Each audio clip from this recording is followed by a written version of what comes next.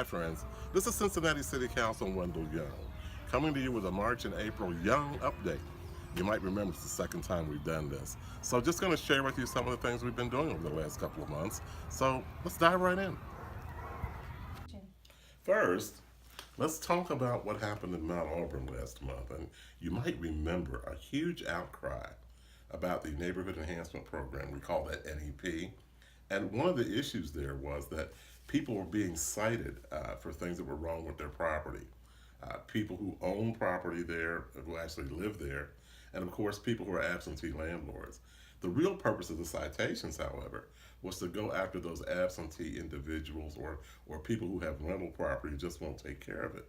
But caught up in that sweep were individuals who live in those homes and don't have the money to fix up their property, at least not right away. And so that's a real issue for us. And Yvette Simpson, Chris Seelbach, and myself got together and we authored a couple of motions to try to fix that. One of the things we thought was that we would delay the implementation of the housing court because the fear was that people would end up in court and their fines would double and they'd be getting in trouble, and as in some cases people feared going to jail. However, what we learned is that the housing court is so far away that delaying its implementation doesn't help us in terms of what we want to do. We also directed the administration to find a way to assist homeowners who've received citations and really can't afford to fix things up. We were looking at a program in Cleveland, Ohio that is allegedly very successful in doing that.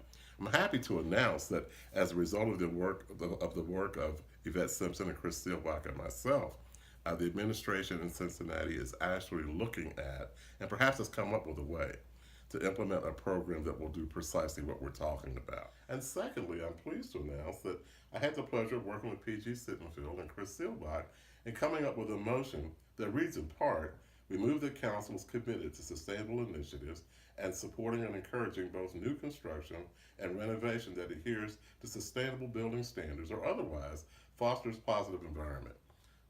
And I think that's really important because we definitely want to do things that treat our environment fairly. I mean, after all, we share this earth with each other. Got to take care of it. And of course, it was not all work and no fun.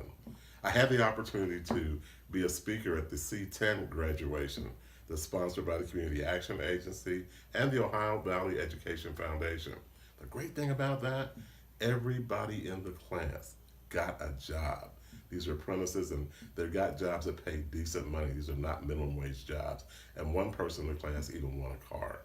Also had the opportunity to go to Pleasant Ridge Montessori School and there had Donuts with Dudes is the name of the program. But what's really fun about it is you get the opportunity to talk with elementary school kids, tell them what you do, but then they have the opportunity to talk to you about their hopes and their dreams. It's a wonderful program where the community comes out and supports the kids in the school. Also had the opportunity to go to the Fleischman Boys and Girls Club, where they got a brand new day room sponsored by the Aaron's Company. They sell furniture and appliances and so forth. They donated $5 million to the Boys and Girls Clubs. In Cincinnati, that meant a new day room with computers and flat screen TVs and beautiful furniture. What made it really special, that's the place where I got my first job that paid with a paycheck. I was 15 years old. Well, friends, that closes out this session of the Young Update.